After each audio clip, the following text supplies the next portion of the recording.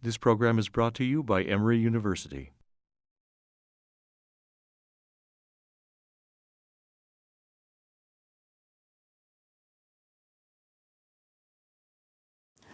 Claude Neal was the last spectacle lynching in the United States. Now, I know spectacle and lynching are words that really should not go together, but they did. What happened in 1934 was that Claude Neal was in a jail in Alabama. The lynch mob was incensed. They didn't want him going through the regular judicial system. Now, understand that the regular judicial system in Alabama for African Americans was not a kind and gentle force, but a lesson needed to be made of Claude. And that lesson was going to be one of the most horrific acts of violence on American soil.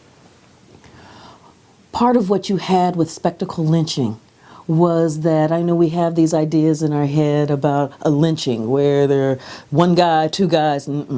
They sold tickets. This was advertised in the churches. Special trains were in fact reserved where you could get the special train ticket. It's almost like a cruise line kind of deal. I mean, it was a festival. It was an event. And yeah, I don't need an event where it's advertised, announced in church on Sunday. So, you know, we've got Minister so-and-so is going to be speaking here, and so-and-so is going to be happening there. And oh, by the way, we're going to have a lynching down in Florida. You can get your special tickets in the back. They only cost so much, and it's going to, bring your kids, bring a picnic basket. It's going to be fabulous. Claude Neal gets yanked out of that jail in Alabama. He gets sent through a gauntlet of torture down into Florida, where the crowd that has bought their tickets and come in on their special trains and brought their picnic baskets are waiting for this incredible event. He is put up on a stand, stripped naked, and the crowd is going wild. He's being branded. I mean, you already see the blood. I mean, because he's gone through this gauntlet of torture. And then they began to just start cutting off his body parts. Part of the torture is they begin to cut off his genitalia. They cut off one piece, stuff it in his mouth, and force him to eat it. And the crowd is like, yeah!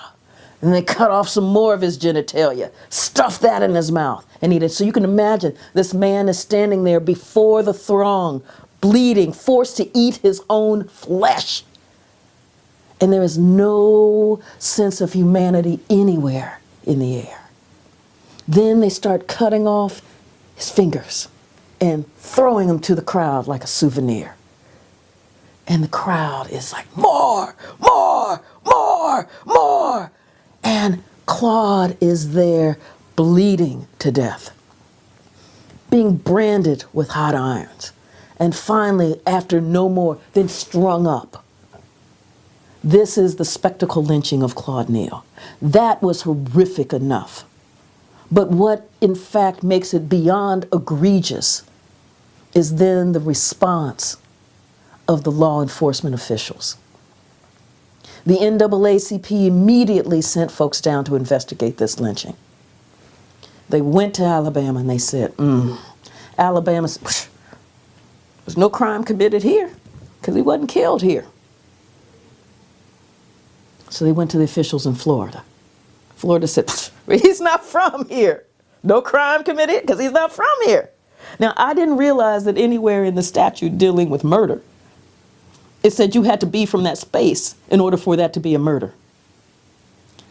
But the NAACP thought, we now have on the books the Lindbergh kidnapping law, based on the kidnapping of Charles Lindbergh's baby, that therefore makes it a crime, a federal crime, to take somebody and transport them against their will across state lines. So the NAACP goes to the Federal Bureau of Investigation, the FBI.